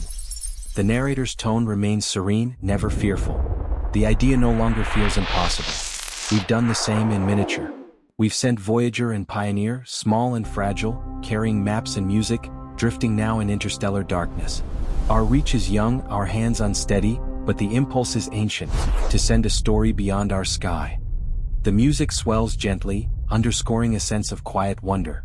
If others have done the same, the voice muses, then the galaxy could be full of drifting memories, machines without masters, songs without listeners, each waiting to be found. A new question forms, soft and thoughtful. But if there are so many voices, why is it so quiet? The narrator introduces the Fermi paradox, explaining it slowly in plain, soothing words. Enrico Fermi once asked, if intelligent life is common, where is everyone? The galaxy is old enough for civilizations to have spread across it long ago. Yet we hear nothing. No signals, no visitors. Only silence. The pause stretches, but the tone stays gentle, comforting rather than anxious. Perhaps they are too far. Perhaps their messages travel on wavelengths we cannot yet hear.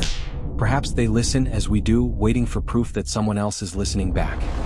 The film shows signals radiating outward from Earth, circles of radio waves expanding through space. Every broadcast we've ever made, every song, every word, every noise, is still traveling outward, carried by light. Somewhere 100 light-years away, our earliest transmissions are just now touching distant suns. The music softens into a single long note, like the echo of a heartbeat. Maybe one day a listener will notice, or maybe they already have. The camera returns to the galactic view, a spiral of light turning slowly in blackness. In the endless night, we are not alone in wondering. Perhaps there are countless worlds where fragile minds look up and ask the same question. Is anyone there? Then the voice grows quieter still, almost a whisper. It's possible that the silence is not emptiness at all, but respect. Perhaps advanced beings let each world dream in peace, observing but never intruding. Perhaps the quiet is kindness. The scene transitions back to the faint glow around Jupiter, where the imagined probes from 3I/Atlas drift silently. If that is true, the narrator says, then 3I/Atlas's passage is not intrusion but reminder, a subtle sign that we are part of a wider story unfolding beyond comprehension. A soft sigh of strings fills the soundscape. Whether the universe is crowded or alone, its stillness invites humility. Every discovery, every comet, every distant planet, is a page from a book too vast to read in one lifetime. We may never find the authors, but the handwriting surrounds us. The final sequence shows a time-lapse of the Milky Way spinning above Earth's night side, cities glowing faintly below. The narrator's voice falls to a whisper. Maybe the cosmos is full of fragile, dreaming minds, each listening, each waiting, each shining for a moment before fading again into the endless dark. A soft pause. Then, like the end of a lullaby, and if 3i/Atlas is part of that story, we can only wonder what page we have turned, and what waits in the next chapter of the night. The stars fade, replaced by silence. The music drifts into a faint hum, like breath in an infinite room, before fading completely into the dark. The story slows to a hush. The cosmic scale collapses back to something human, something close. The narrator's voice is tender now, no longer charting orbits or spectra but returning to where all such stories begin, the small, bright world beneath the stars. Before we had telescopes or equations, the voice says, we had nights like this. A quiet sky, a flicker of light, and the unspoken feeling that we were part of something infinite. Images fade in, a child lying on a rooftop, tracing constellations with a fingertip in the humid glow of summer. A traveler parked beside an empty highway, head tilted back against the car window, watching the moon climb through mist. A woman in a crowded city glimpsing a single star between skyscrapers. In all these moments, the narrator continues softly, the sky is the same, an ancient companion, vast yet intimate, watching over every generation that has ever looked up and wondered. A gentle piano theme begins, notes spreading slowly like ripples in still water. Long before we knew the word comet, we watched them cross the heavens like ghosts, the voice continues. They frightened us, inspired us, guided calendars and foretold change. But over time, fear softened into fascination. Now we understand their orbits, their chemistry, their silence, and yet, somehow they still move us the same way. The imagery turns cinematic, 3i/Atlas blazing faintly over Earth's horizon, streaking through the atmosphere's thin halo. The narrator draws the connection carefully. This interstellar traveler, whatever its origin, has joined that long chain of memory. It is one more visitor to the stage we have watched since before language. The tone is soothing like a bedtime reflection. Maybe you've seen a meteor fall, the narrator says.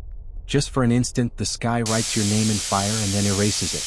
Or maybe you've seen the Milky Way stretch above a dark plain, a river of starlight flowing through eternity. In those moments, no matter who you are or where you stand, something inside you listens. That silence between stars becomes the quiet between heartbeats. The sequence shifts between scenes of humanity beneath the sky.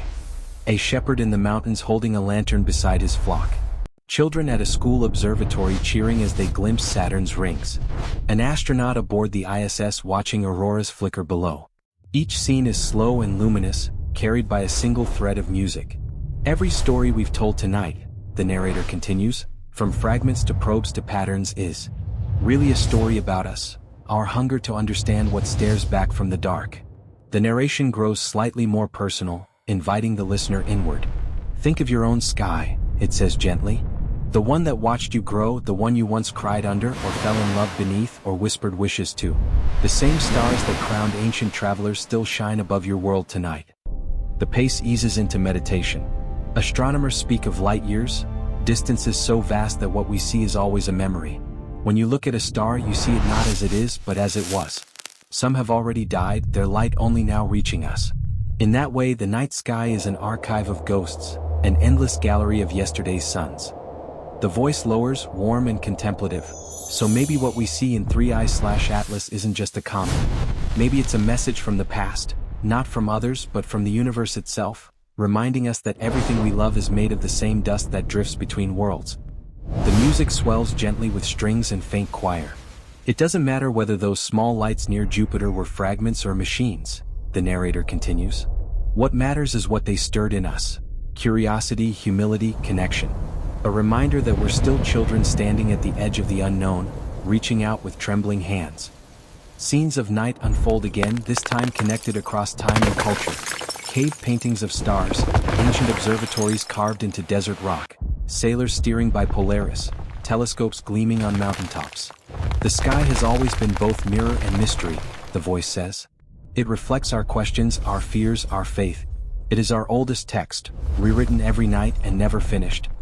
The pacing slows even further. If 3i/Atlas carried a message, the narrator muses softly, perhaps it was simply this, that wonder itself is enough. That we don't need proof to feel connection or evidence to feel awe. The act of looking up is already communion. The film now overlays human faces illuminated by starlight, children, elders, scientists, dreamers, each gazing upward. When this ancient traveler leaves, the narrator asks, what will remain? Fear of the unknown? Or gratitude for having seen it at all? A soft breeze of sound follows, like wind moving through trees. Maybe it's gratitude, the narrator answers quietly, because every visitor reminds us that the universe is still alive, that motion and mystery are the same thing. Now the focus widens to Earth's curvature again. The comet fades into distance, leaving only a glowing line. The voice lowers to a final reflection. One day 3I/Atlas will vanish into interstellar darkness, its light gone from our skies. But for a brief moment it crossed paths with us and we noticed, Clear the waterline. and that noticing will become another story we tell, another memory beneath the same eternal sky. Now. The music thins to a single sustained note. In every era, the narrator says, we have stood beneath the same dome of stars, feeling both small and infinite. Our ancestors saw omens. We see equations. But the feeling, the quiet pulse of wonder, never changes. As the final images unfold, the camera glides above the Earth at night.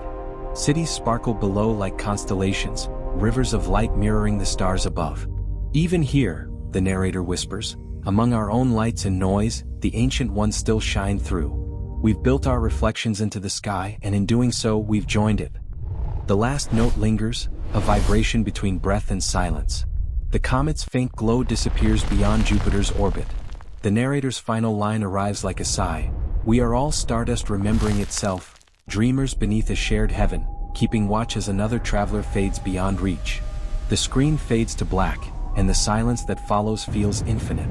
The screen opens on silence, deep, vast, and full. The stars are still, and 3I/Atlas is now only a faint blur against the black. The narrator's voice enters, a calm exhale. Every journey ends not with a sound, but with fading light.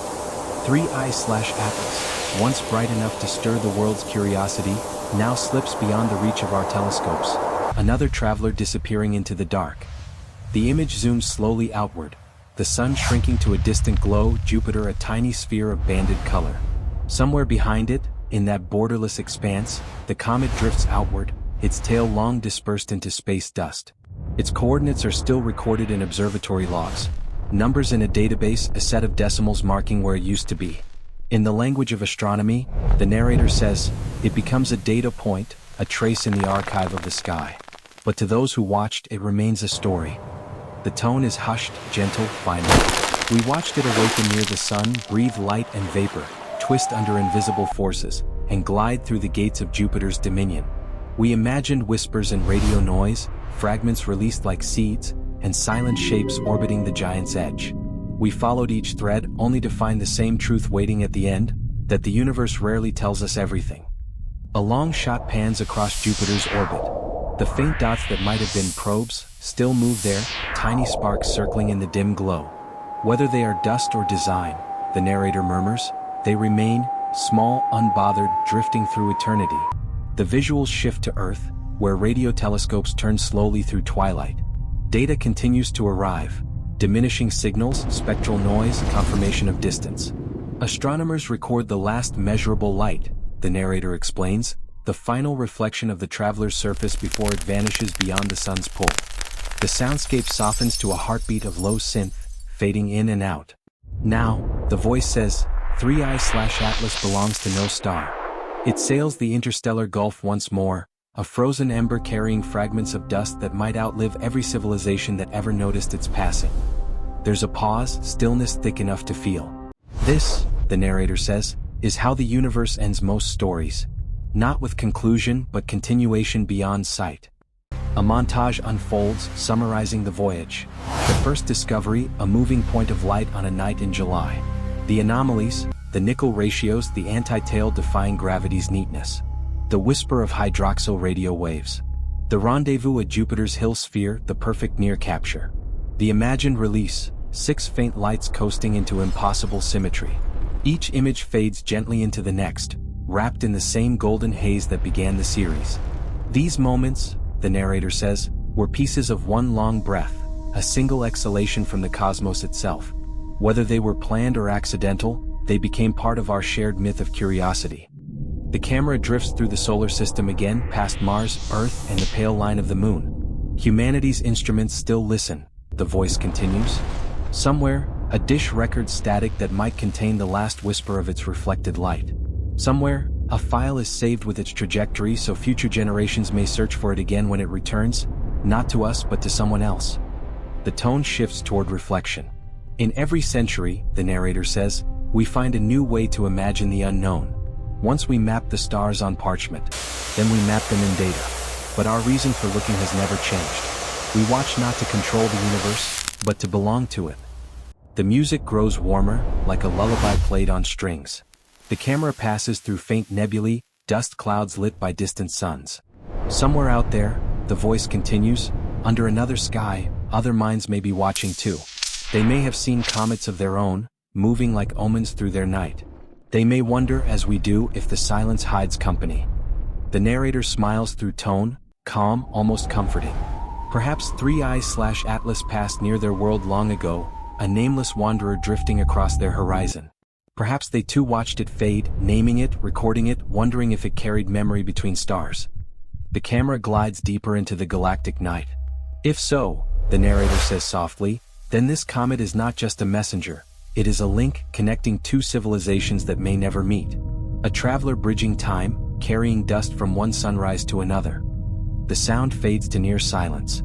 We will never know what stories it holds, the voice admits. But in not knowing we find peace. The mystery is not an emptiness to be solved. It is a reminder that the universe still has room for wonder. A single bright star appears, the sun from a million miles away. The comet, now invisible, continues toward it for a moment before turning slowly back to the dark. It will travel for millennia, the narrator says. No engine, no plan. Only inertia and memory. Every rotation, every reflection of starlight, will whisper of the brief moment it passed through a living system that stopped to notice. The music returns, slow, serene, almost a heartbeat. Perhaps, the voice muses, in that noticing we answered something without knowing. We saw, we wondered, we dreamed, and the cosmos, through its silence, answered with beauty. The final image fades to a wide shot of the Milky Way, its spiral arms curling like a luminous shell. The messenger has vanished, the narrator says, but its echo remains in every question we still dare to ask. Pause. Then, softly, almost as a sigh, somewhere under the soft glow of distant suns, other minds may be wondering the same thing, if anyone has ever visited them. The music slows to a single tone, sustained and fading. The narrator's final words drift like starlight across an infinite sea. If this was our first reply, would we even recognize it? Silence follows, long, patient, eternal.